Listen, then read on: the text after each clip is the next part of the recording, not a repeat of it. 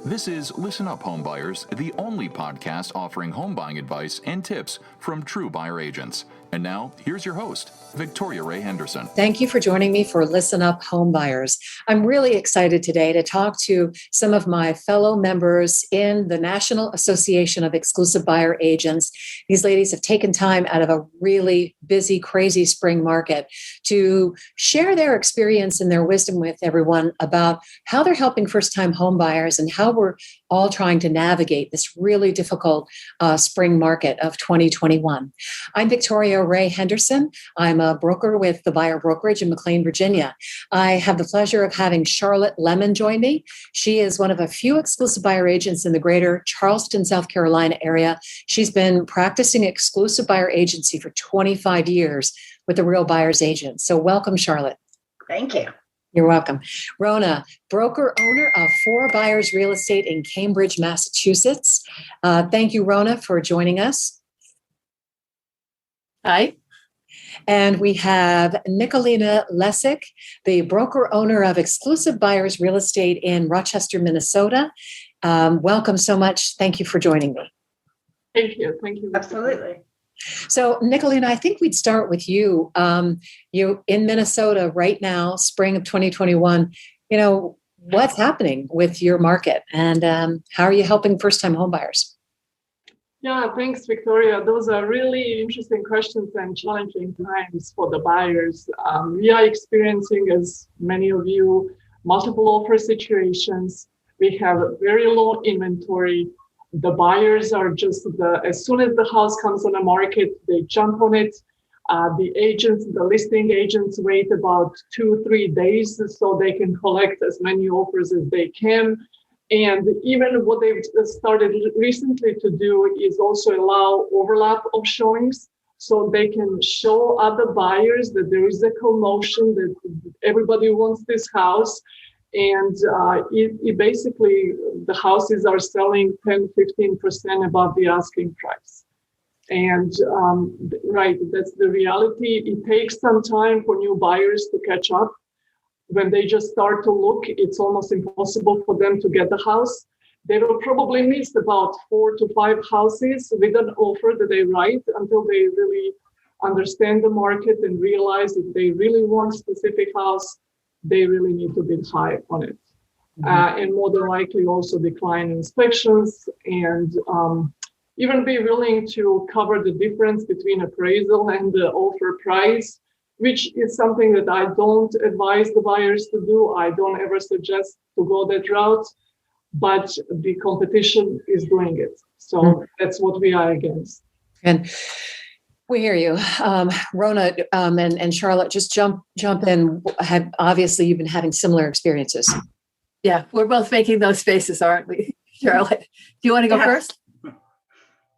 You want to go first, or should I? Absolutely. Yes. I completely agree with Nicolina in that not only are there 8 to 11 offers already on the table when we can do it, when we can put in our own, but it is so very difficult in our market here in Charleston. Yes, we have a lot of buyers and not enough inventory, just like we've been saying in this call and for the last couple of years. But with Condé Nast getting behind the idea that Charleston is the number one place to live in the nation, sometimes, for instance, last week we had a house that was listed at $950,000. The buyer ended up offering $1 million, which to your point is overpriced because even at $950,000 it wasn't priced properly. So the buyer came in. And the agent actually stipulated that there were 100 buyers looking at that house for sale. 100 buyers looking at one house. I mean, it is crazy. And the only thing that I can say is that I really hope the appraisers will start doing a better job of appraising houses properly so that we can bring these prices down. But the frenzy exists, and I don't know when it's going to end. Yeah, and I think the biggest part for us as exclusive buyer agents is we care about what the buyers are experiencing, and therefore they're asking us, when is this going to end? Yeah. And it's sort of, I can be a little facetious and say, I really don't know. This is the first global pandemic I've worked through. So some of what we're dealing with is the global pandemic. What we're seeing is that people who might have put their house on the market this spring are living in their house and they don't want 100 buyers going through it and then breathing the air. Makes sense. Makes total sense. So we don't know when sellers are going to have the confidence to allow the buyers in. Mm-hmm. And that creates a position where people who have houses that are too big for them aren't selling them. Mm-hmm. And therefore, the people who want to move out of the cities into the suburbs, into the bigger houses, can't get in there. And then some of those people who were going from the bigger houses back into the city, and I'm around Boston. So not only Boston, but when I say city, I'm also talking about Cambridge and Somerville and Brookline and some of these small residential cities right outside of Boston. Compared to when I'm saying suburbs, I'm talking about Wellesley and Newton and places that have, lawns and parks and more suburban areas. Mm-hmm. So we've got this log jam, and we had this log jam before we had the pandemic. And the pandemic has just made it worse, or lease. And we're working with them about that. And we're also working with them to say, maybe this is the time to not buy your dream home, but buy something that you can keep as an investment property. Mm-hmm. So buy what will serve you now when you have a baby and you have a hypothetical second child. So until your second child and your baby are in school, you could be in something that's rentable and then get ready to get your dream house when things are more normal. Yeah. That's another alternative. But we're dealing with a lot of desperation, and our job is to keep our heads. That it is not the end of the world to not buy this year. It's not the end of the world to pay $5,000 more than it seems like you should be paying. But it's our job to tell you what it seems like you should be paying, given the competition, given what has sold, given what is under agreement that's about to close. We have that information. We can tell them. And if the asking price started out $50,000 below what it was worth, mm-hmm. if you're paying $75,000 above asking price, you're not paying that much over market value. Mm-hmm. And talking about market value, talking about a sensible purchase is what they're asking of us. Right. In the middle of a global pandemic. Right. I mean, we, in a sense, I feel like the job is to be sort of almost like a gatekeeper, but a protector, kind of a buffer for our buyers. The one of the things that we experience, and I know, Roni, you've got this where you live, and I'm not sure about Minnesota and the vacation area in South Carolina, but what we have is we've got two metropolitan areas, Baltimore and Washington. And in between them, everything has been filled in, and some of it is more suburban and some is country. And then so we have and then we go all the way to the Chesapeake Bay, where there's Annapolis and waterfront property and all of that. So we have a huge area to cover. And so when we are looking at market conditions, one area is very different than another. So believe it or not, 2 months ago, we were able to get a seller subsidy, which for those who aren't familiar with that is when the seller contributes to help the buyer pay their closing costs. We were able to get that for a buyer in Edgewater, Maryland, which is, closer to the Bay and wasn't obviously any competition. But my point of bringing this up is when I brought it to the lender, he's like, I'm sorry, what is this? Seller, what?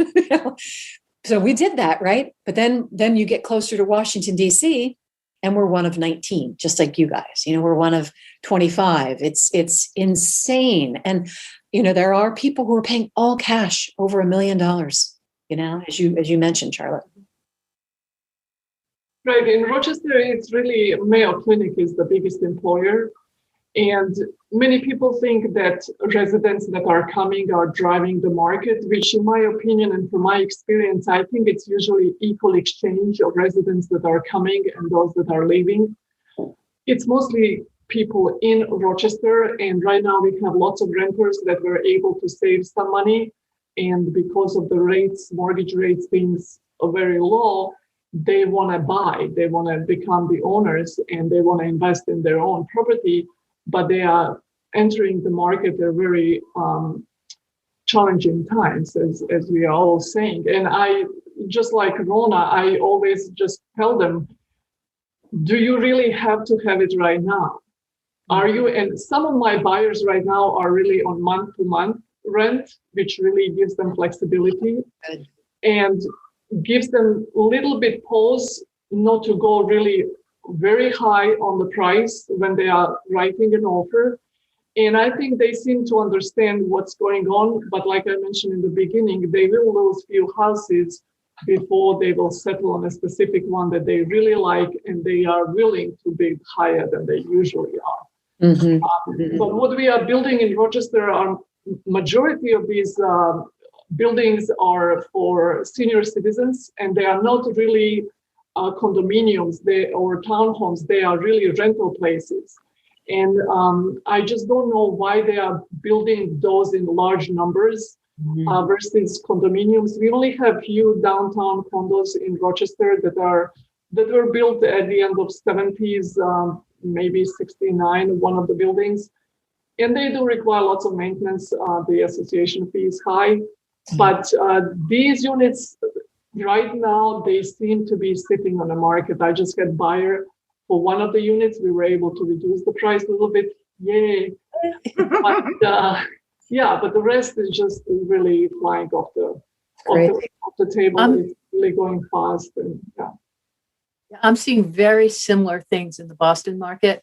And Nicolina touched on something that's sort of important. Not only is the inventory depressed because of the people not being able to sell because of COVID, but also the demand is increased for two reasons. The low interest rates is really a piece of it. And the other one is we've spent a year in our houses struggling against not having a home office, or struggling against not having sound privacy, or struggling against not having outdoor space. And people are really good and sick and tired of where they live. And therefore, there's anxiety about getting out of it. Right. And therefore, the places that are not a good place to spend a pandemic are somewhat softer. And we are getting some deals there. Yeah. You know, condos that have no balconies, one bedroom apartments, one bedroom condos, things like that. Any place where you can get something bigger with outdoor space for the same price. The things that don't have outdoor space or only have one bedroom or sometimes two bedrooms are somewhat depressed and somewhat softer. It's true. Yeah. And it all makes sense, but it's making the life of a buyer broker hard. And it's hard because it's making the life of all our buyers really hard. Yeah.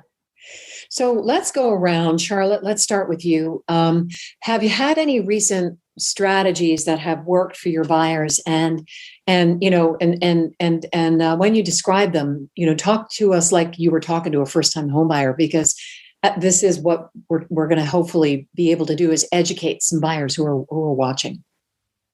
Well, Nicolina touched on it earlier when she was saying that because there are so many offers on the table when we put in an offer, we are missing out on those typical things we educate our buyers to get within the contract. A home warranty, believe it or not, that's no longer offered. And it was pretty much very typical and normal.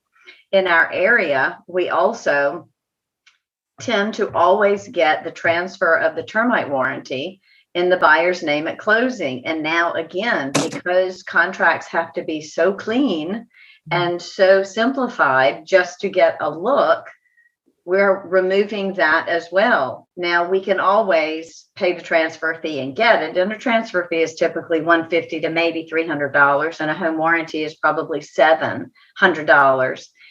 But the bottom line is, as we educate our clients that are buyers, typically the home warranty, the termite warranty, and sometimes closing costs, which now are almost impossible. But thankfully, I have found a couple of clients this year where we have found the ideal house, whether it was a for sale by owner or in what Rona mentioned is a softer area. And we've been able to get not just repair costs to remove thousands from the price, but also a few other items, which has been very helpful. So at the closing table, my client will be paying for the home warranty and the transfer themselves, but at least we got a reduction on the price in order to do that. Right. But as far as, I mean, we've all talked about, when is this going to end? My clients, unfortunately, that I have been dealing with currently, I've got a few coming in this month and next that don't need to buy until later in the summer or fall. But for right now, all of my clients need to purchase now. So I am doing a lot of virtual tours and walking through houses with my clients. I always stress, how much do you want the house? Because I cannot predict what another buyer is going to offer. I have started asking listing agents more about the offers that are on the table so that we can craft our offer better to the seller's expectations. The number one expectation of a seller is not having to rush to get out of the house. So knowing exactly what would be an ideal time frame for them seems to be very important. We also offer up a little bit more earnest money. I don't know why that seems to help, but for the last several years, I've been doing that. Can you touch on what earnest money is, just for people listening who don't know? Earnest money, typically in my market, and I have learned it is different in other markets. If you're looking at a $500,000 house that's up to $599,000, we typically will put down $5,000 in earnest money to be put in escrow. And that pretty much is the reservation, like I like to call it for my clients that are first-time home buyers, that they're going to be buying the house. Mm-hmm. You don't have to have escrow in South Carolina when you put a contract on a house, but it is typical that you do. Now, in the scenario I was just talking about, my clients are putting $9,000 and $10,000 in escrow. Now, of course, it's all coming back to them. Yes, the listing agent deposits that money, but it's credited to the buyer. So it's not like we're giving them this money. It's just more or less simplified a reservation to purchase the home. Okay. But it seems to be working. Yeah, I want to make it clear to anybody who doesn't know what that is, and I think it's in all of our areas, is it goes toward your closing costs. Yes. So it's kind of, I equate it with the flashy ring that a woman will wear at a party. It gets a lot of attention, but nobody is going to get their hands on it. It's hers. She's going to have that ring when she leaves the party. That's if that makes sense. In other words, just the protection of the earnest money deposit is incredibly important in the whole transaction, for sure. Yes. Yeah. And that has also changed in our area in 2021, and that it is, it's not required, but it is a better protection for the buyer. As of 2021, I have learned to make sure you hire an attorney and the attorney holds the escrow or the earnest money deposit. And we're wiring things now. So that's an extra protection to make sure that my client hires their own attorney and that attorney provides them with the wiring instructions and holds the escrow. And from what I understand, the purpose for that, says our attorneys here in South Carolina who write our offers, is that it enables the escrow to be freed up and returned to the buyer with more haste and less strings attached than if it were held by the listing agent's agency. Yeah. So Rona, let's hear what you have to say. Yeah, well, a couple of things. One is in our market, in the Boston market, the earnest money, we have two contracts. So the first contract is an offer, which is contingent on the home inspection. And then the purchase and sales agreement is the longer agreement with the quality of the title and lots of legal things in it. Interesting. And that's usually 5% of the purchase price. And the money does not go to closing costs. It goes to the purchase funds. Oh, interesting. In our market. So it's slightly different. So I wanted to mention that, of course, we're Massachusetts, we do things differently. It's just how it is. But some of the other things that have really been working that cost the buyer nothing that I wanted to make sure we got in, because our time is short here, is first of all, the philosophy of negotiation starts with hello is really important. Mm-hmm. Teaching, we talk to our buyers about as soon as you walk in the door, if there's a listing agent there, you're on stage. You want to show that you are likable, agreeable, sensible, easygoing, blah, blah, blah. Mhm. If you have questions, don't appear anxious about them or just give them all to me and let me call later. Mhm. And that opens the door to these are the best buyers in the world. So what I say is the sellers clean the house, they put flowers on the table, they open up all the windows, they change the curtains, and they stage the house. I'm staging you. I like that. And so you're staging by what their demeanor is when they're around the listing agent, how the offer looks. We have a reputation for getting all the pieces of all the things the seller wants to see Mhm. to check off for their managers in their offices. So if they have a seller's description of property, it goes with the offer, Mhm. that it's already signed and taken care of.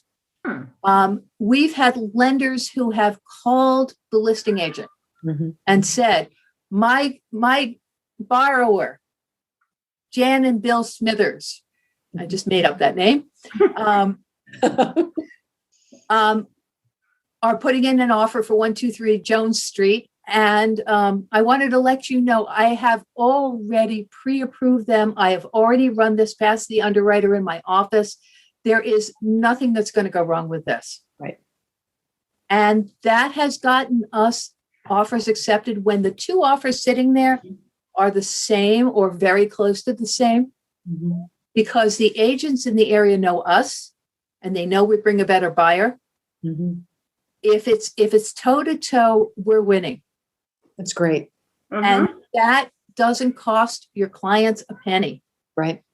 And it's so important.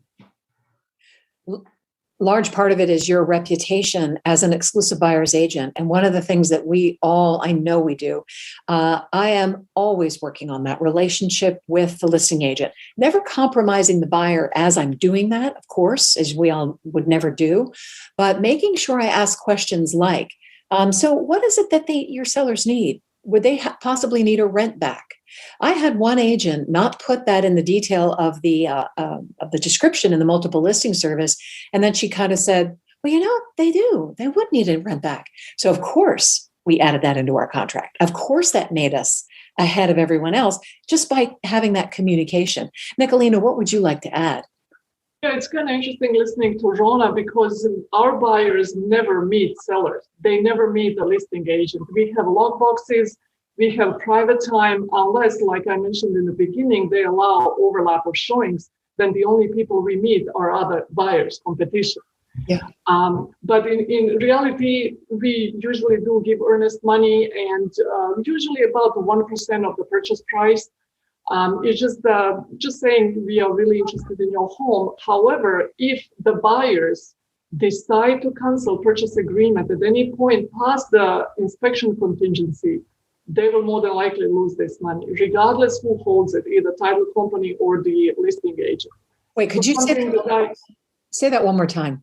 Yes. So in regards to earnest money, if the buyers, for any reason, decide to cancel purchase agreement after the inspection contingency time, they will more than likely lose it.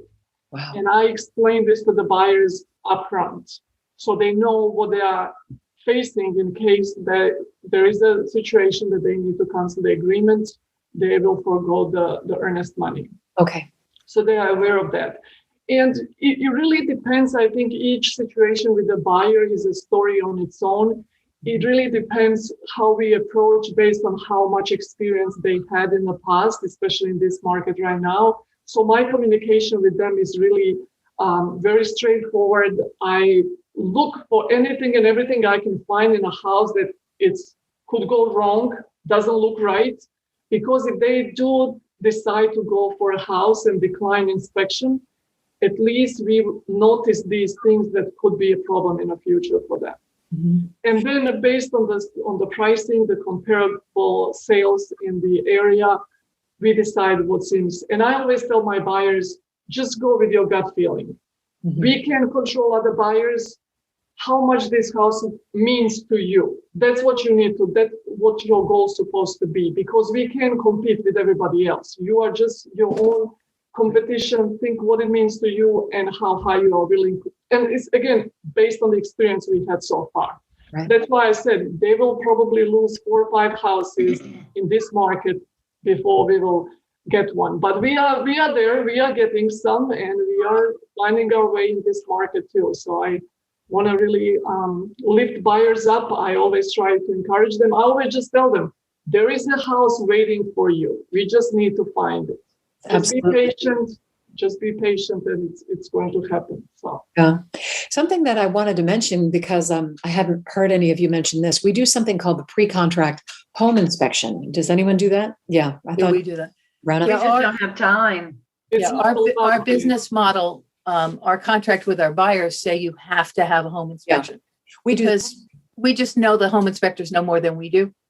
Yeah, sure. And we're able to do pre-contract home inspections. We don't do them that much because you're spending money on a property that you don't have any leverage to have yet.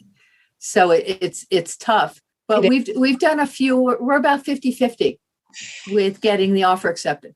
It makes it more competitive, because then the seller doesn't have to worry about you as the buyer coming back and negotiating any repairs. Right. We're doing our 4th one this week. And we have had it work for us, because we want our buyers to be informed about the house. We want them to know what's wrong. And we also want to make sure that they understand what they're getting into. One of our pre-contract home inspections, our home inspector went into the crawl space. This is not a small man. I don't know how he got in there. I was kind of in there after him, taking video, and he's crawling around in there. And when he came out, we both were like, we're not moving ahead. That crawl space, I told him I was going to write a blog called the demons in the crawl space, or I can't remember now what I said, but it just got worse and worse and worse. And I'm like, yeah, we're not going to say that you should move ahead with this.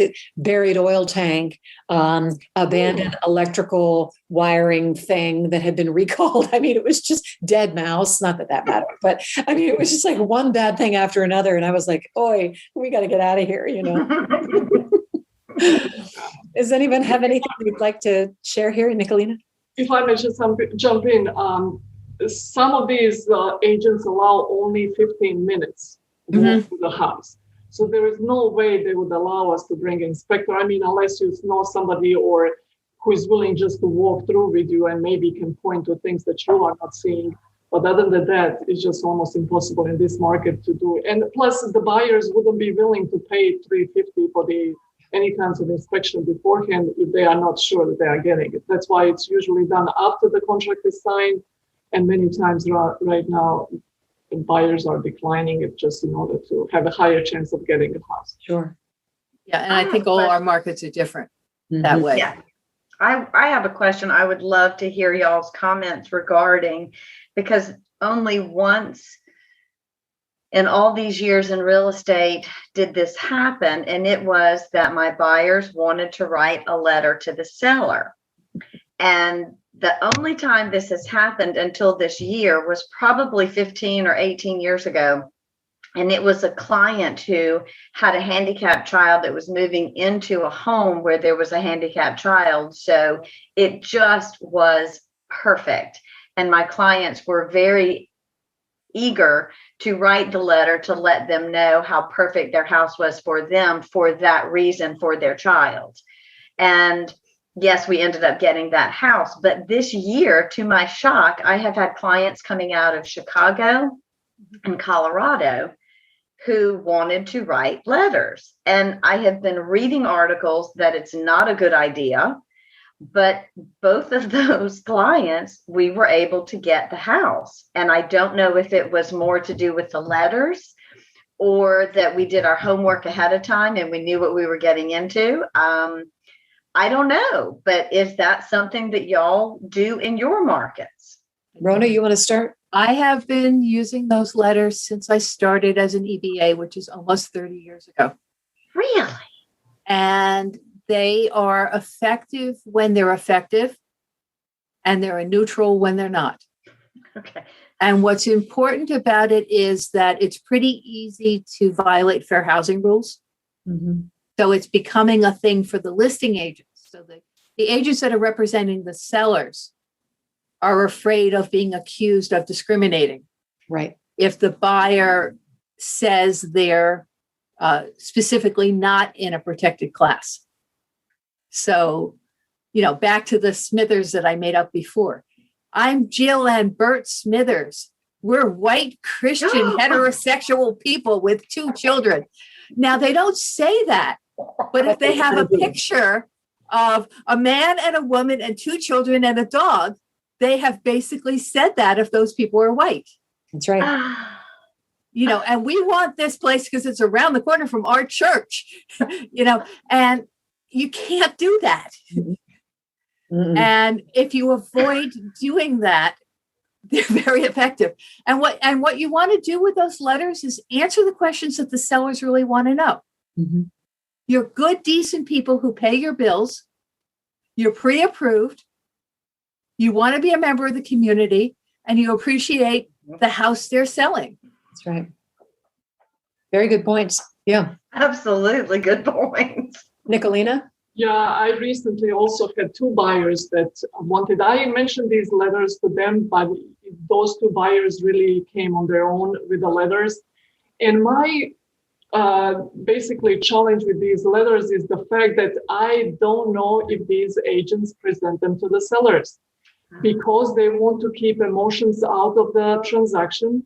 Mm-hmm. And they might present them after the fact, but I think they are looking for the bottom dollar amount, what they are getting for the house, what seems to be best deal for the seller, and they don't want to get emotions involved. And that's why we didn't get those 2 houses with my buyers. And it seems like, even though when I read the letters, I told them I would sell them my own house. That's how nice they were. But that's the fact. I told them I don't know if these letters are going to end in the hands of the sellers. Mm-hmm.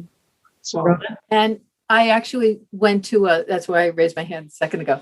I went to a webinar with counsel from NAR recently. And whenever you go to something with NAR, we all know this, but the buyers listening to us don't, that when you go to a training with the National Association of Realtors, they're talking to listing agents and we don't count. That's right. So they're talking to the listing agents and they're saying, listing agents, it is against the law for you to take that letter and not give it to your seller. True. And if you don't want to give it to your seller, you have to have a written statement from your seller saying that they do not want to see personal information about the buyers and they want to pay attention to the dollars and cents. So that's what NAR is telling the listing agents. So we'll see how it plays out, whether listing agents are going to listen and how that will play out over the next couple of years. Thank you for bringing that up, because that is this whole thing about the letters encompasses something very, very important, and that is the issue of fair housing. One thing that we've won on is telling people that you'll continue, filling their bird feeders and taking care of their garden. Yeah, I think we won on that. If somebody told me they were going to continue to feed the squirrels and the birds, because I do that every day. We won on one that said, because they had a map of the garden, like what was planted where. Wow. And we specifically asked for the map. Nice. And that's what got us the place. That's it. So that doesn't violate any fair housing rules. And by the way, April is Fair Housing Month. It should be up on your websites. It should be part of what you're talking about, because I'm glad fair housing is not only the law of the land, but it's excellent business. It is. It truly is. You guys have been great. I'm so glad you joined me this afternoon. I've been looking forward to it. And just to recap, we've been speaking with Charlotte Lemon. She's in Charleston, South Carolina. She's been an exclusive buyer agent with the Real Buyer's Agent for 25 years. Rona Fishman, an excellent blogger. I'm a huge fan. She is the broker owner of 4 Buyers Real Estate in Cambridge, Massachusetts, serves the entire Boston area. And then Nicolina Lesick, the broker owner of Exclusive Buyers Real Estate LLC in Rochester, Minnesota. Thank you, ladies, so much for joining me on Listen Up Home Buyers. It has been a pleasure. Thank you, Victoria. Lovely to see you all. You've been listening to Listen Up Home Buyers, the only podcast offering home buying advice and tips from true buyer agents.